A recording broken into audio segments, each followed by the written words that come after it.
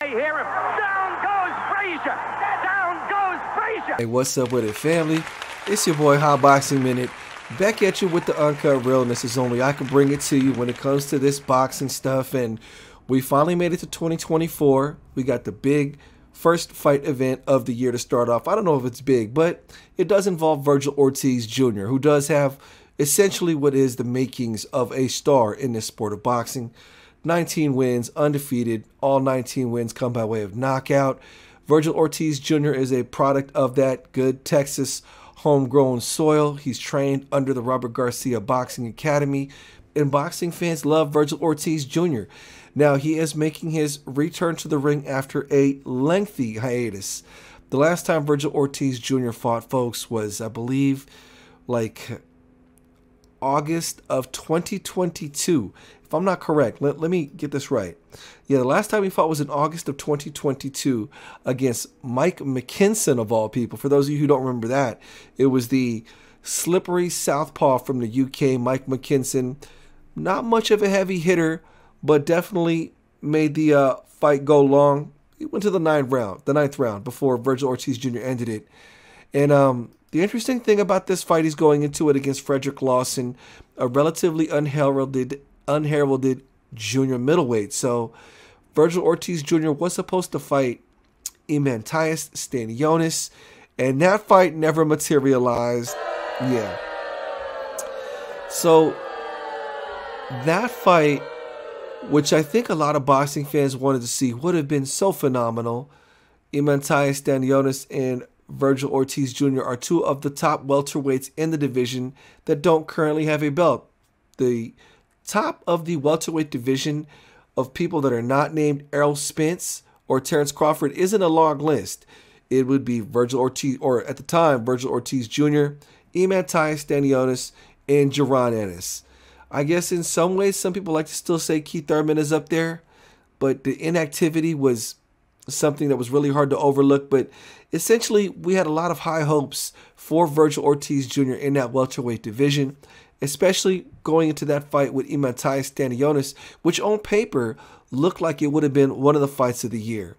We didn't get it. It turns out that Vergil Ortiz Jr. has a very, very difficult time making that 147-pound welterweight limit, and his body physically broke down. He got what was called rhabdomyolysis, and apparently that's what we've been told as media and what we've been told as regular boxing fans, that the reason why that fight didn't materialize between him and Imantas Stanionis, and actually got canceled, the headline for that event got canceled something like a day or two before the fight.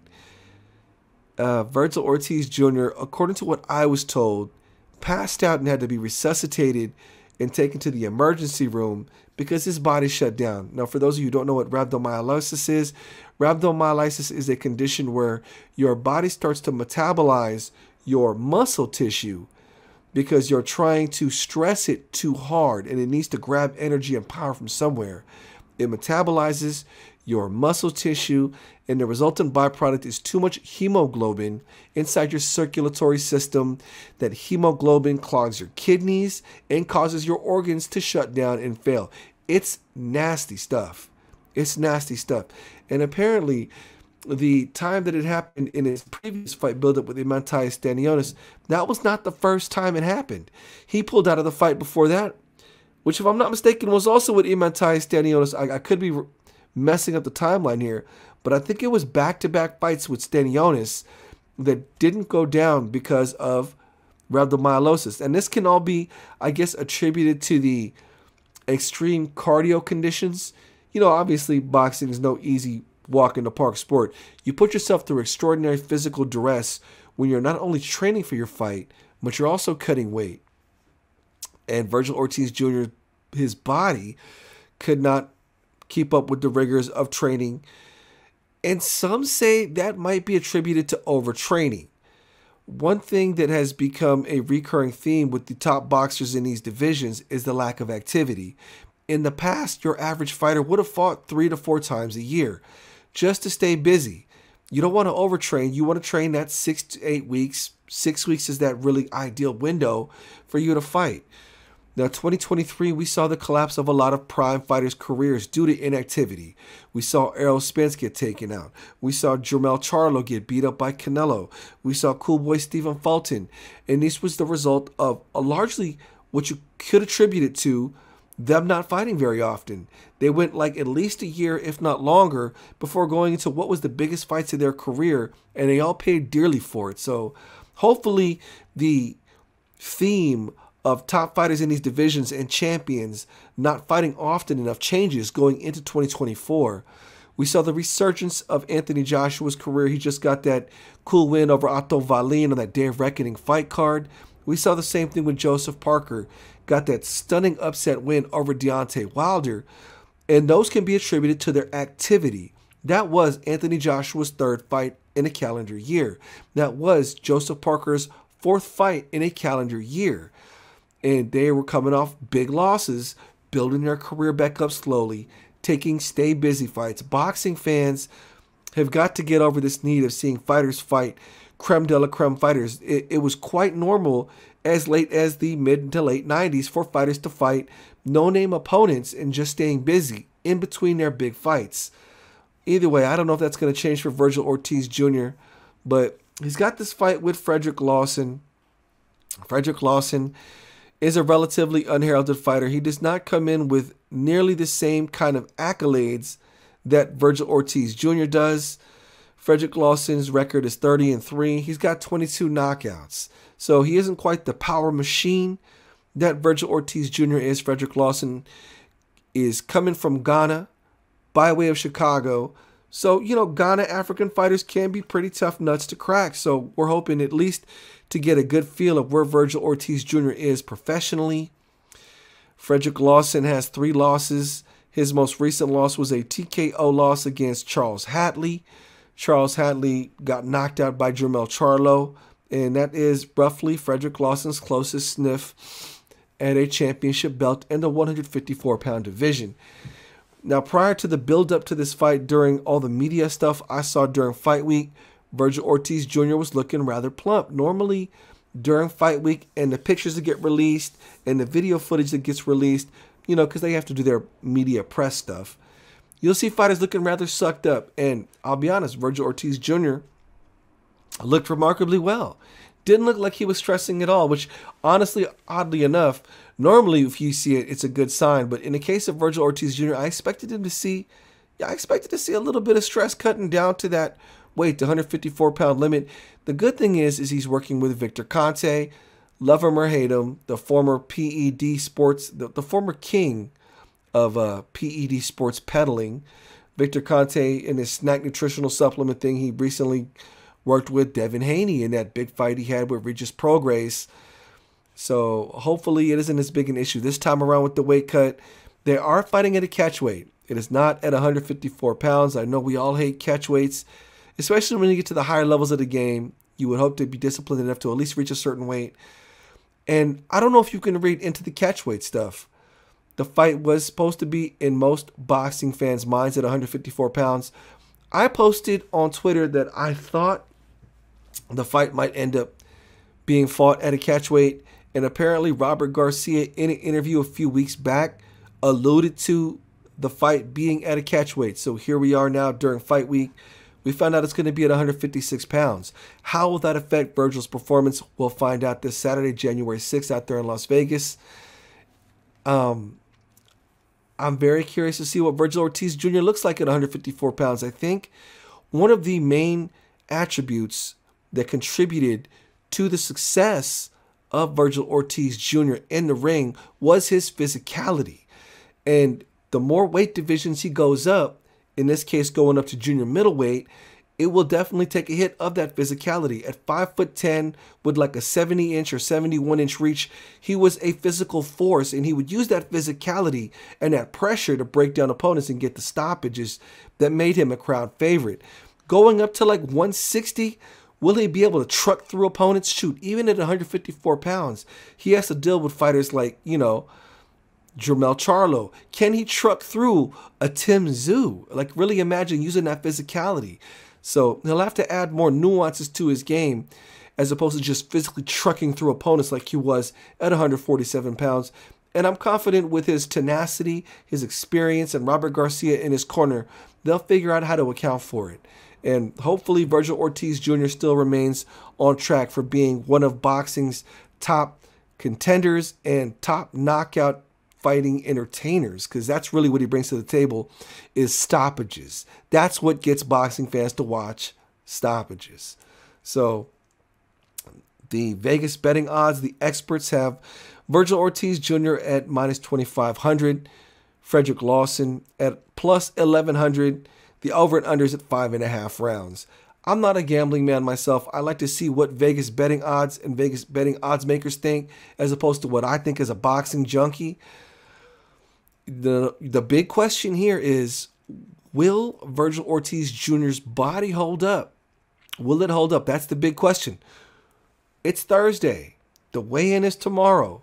So we'll find out soon enough. I'm not a gambling man, but the 5.5 rounds, that over-under, there might be some play there. If there is any play on this, it's that plus 1,100. Lawson for the upset. If you're feeling frisky, shoot, throw some loot on Lawson for the upset. We'll see. I'm favoring Vergil Ortiz Jr. for the stoppage late. I'm hoping, I'm an optimist, that Vergil Ortiz Jr. does what we expect him to do in this event, and we go on to see Vergil Ortiz Jr. to have an amazing 2024. Let's stay optimistic, folks. Vergil Ortiz Jr. for the win stoppage. The other big fight card that's really kind of captivates my, interest is, I don't know if it's the co-main event or it's the undercard, Ismael Baroso, the 40-year-old Venezuelan, or whatever country is from. What country is Ismael Baroso from? He is fighting O'Hara Davies from the UK.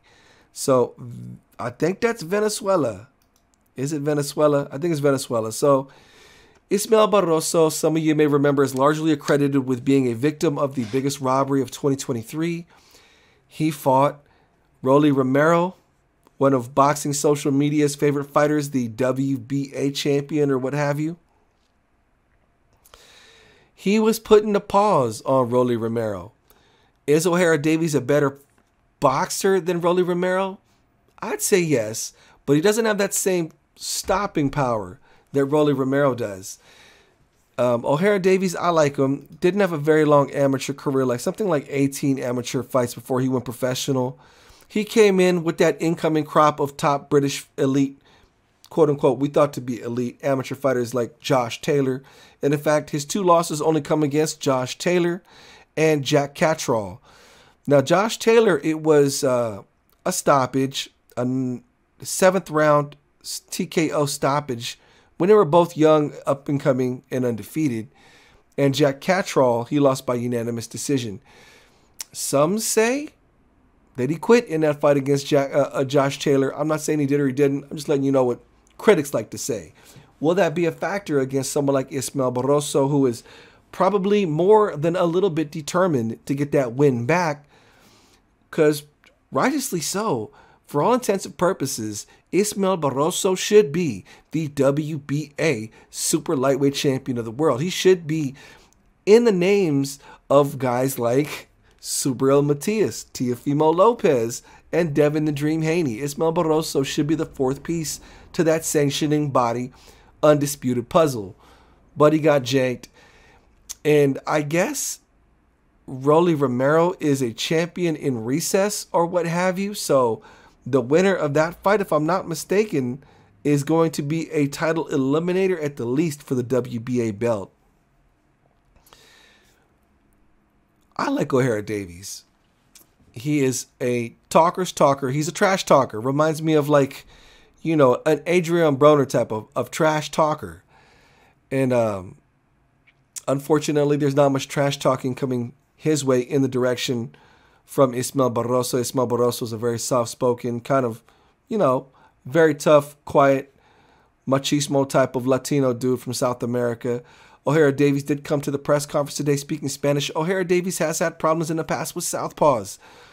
And I have seen in his losses to those southpaws a proclivity or a tendency to get hit with the straight left hand. For some reason, he likes to keep that head on the center line. He has this kind of, no knock to O'Hara Davies, half-assed Philly shell style, reminiscent of Floyd Mayweather Jr. that isn't as effective as I think it should be. And he does get hit with that straight left. And if he gets hit with enough of those straight lefts from a power puncher like Ismael Baroso is old. He's not very fleet-footed. He's a pressure fighter. He stays in front of your face. But one thing Ismael Baroso does have at the ripe old age of 40 years old is knockout power, folks. That man has 22 of his 24 wins coming by way of knockout. That's a 91.6% knockout to win ratio. So at the very least, he does bring that power, Pardon me. Who do I think wins this fight? Going into this match, the betting favorite is O'Hara Davies, minus 500. Ismael Baroso is a plus 350. The over-under is at 8.5 rounds. I don't know if there's much play there as far as gambling. Good thing I don't gamble. I think the key for O'Hara Davies to win is to try to last the entirety of the fight and get his work off in the later tail end of the fight and lean on the fact that Ismael Baroso is 40 years old. If he can, because, in that last fight against Rolly Romero, Ismael Baroso started to lose his cardio. He started to fade a little bit, but I still thought he was in control of the fight when referee Tony Weeks called it, which I still think was a robbery. But, excuse me, I got to cough for a second. Let me mute this mic while I cough. But O'Hara Davies is going to have to try to last through the onslaught of Ismael Baroso. And here's the thing with Ismael Baroso. O'Hara Davies recently just got acquired by Golden Boy Promotions. So clearly the suits and the people calling the shots at Golden Boy have plans for O'Hara Davies. O'Hara Davies would be killer in a press conference across from somebody like a Rolly Romero. Now, the Golden Boy also recently acquired Arnold Barbosa. And as far as I heard, I think they recently acquired Jose Ramirez. So they've got a nice stable of 140-pound fighters. Having an English speaker like O'Hara Davies inside the mix while they, do their round robin with their fighters, that might be the move. So it looks like politically the House will also be against Ismael Baroso. So that would be another reason to favor this fight going the distance. And if it does go to the cards, the House is going to be against Ismael Baroso. I hate talking about boxing in these kind of terms, but these are things you got to take into account. No knock to my people at Golden Boy. This is boxing, folks. If it was in the House of Top Rank, if it was in the House of PBC, these are factors you got to take into consideration. So I do favor Ismael Baroso to win that one by decision. It breaks my heart because I believe that righteously so, Ismael Baroso should be a champion at this point in the game. But, I believe O'Hara Davies is going to win that one by decision. By the way, let me know what you think about that fight and how it plays out between Ismael Baroso and O'Hara Davies in the comment section. What you think, folks? Let me know. The other fights on that's going to be Arnold Barbosa against Zolasani and Dengi. That's a 140-pound fight. Arnold Barbosa Jr., one of the homies. I've interviewed him. The interview is on my YouTube channel. I've got tons of the snippets up on TikTok. Arnold Barbosa is one of the top guys in the 140-pound division. He should have got a title shot already. He's been one of the top guys in the division for like about a year or two now. So Zolasani and Dengi is a guy that got defeated by quite a few people. Most recently, I believe it was goodness. He did lose to Devin Haney quite a while ago. And, I don't suspect Arnold Barbosa is going to have much problems with this guy. I think it should be a showcase fight for Arnold Barbosa, and I expect him to look really, really good. So take a look and see that fight. Arnold Barbosa is back in action again. The other fight that's going to be on the top of that card, Raul Curiel, a tough guy from an undefeated, tough bruiser from Guadalajara, Jalisco, Mexico, fighting a guy from San Diego named Elias Diaz. Fights out of here in my local city, a national city. That's an interesting matchup at welterweight. No knock to my guy Elias Diaz, but I've seen a couple of his fights on Thompson Boxing. Looks a little inconsistent to me. That guy Raul Curiel looks really beefy for a middleweight, for a welterweight. He's not coming in as tall as Elias Diaz is, but Raul Curiel seems pretty solid, man, and he applies that pressure and doesn't break the game plan. So I favor him to win that fight. But then again, I'm not too sure. It's very difficult with those smaller cards. You never know what can happen with them. Boxing community. Let me know what you think about that. How do you think Vergil Ortiz Jr. versus Frederick Lawson plays out? Let me know in the comments section, y'all. Let's chop that one up. What's some other news I wanted to talk about? Oh, before I end it, Big Baby Miller, Jarrell Miller, Big Baby Pharmaceuticals. The man just thoroughly destroyed his career. For those of you who don't know, Big Baby Miller, Big Baby Pharmaceutical, Mr. 3-time PED cheat, fresh off of a knockout loss to Danny Dubois on that Day of Reckoning fight card out there in Saudi Arabia. All hail his Supreme Excellency, Turkey Al Sheikh. Jarrell Miller just caught a case for carjacking. He carjacked, basically, at some kind of dealership. I believe it was in Florida, Hollywood, Florida, or something to that effect. Apparently, they repossessed the Dodge Ram. He went in there with some female friend of his, managed to get her to distract a customer service agent, and he ended up yoking up the customer service agent in a chokehold, thrown it to the ground, grabbing the keys, took off in the pickup truck. Felt it was his right. I don't really know. Clearly, Jarrell Miller is not all there mentally, but he has now become a poster child for screwing up the bag. He should have had that generational wealth-changing fight against Anthony Joshua. He blew it and tested positive for PEDs for the 3rd time. And then he recently got knocked out by Danny Dubois. And as much of an entertaining person as he is at press conferences, he's a 3-time PED cheat. Now he's a carjacker. Jarrell Miller, I don't think his boxing career will recover from this one. I just don't see it, folks. That's one strike too many. Anyways, Big Baby Miller, it is what it is. And one last thing, they just made the formal announcement. Teofimo Lopez will be back in the ring on February 8th on a Thursday. That is going to be Super Bowl weekend against my guy, Jermaine Ortiz. Another friend of the channel, a fighter I've interviewed on his channel before too. I love this opportunity for my man Jermaine Ortiz. I interviewed him just before he got that fight with Jamel Herring.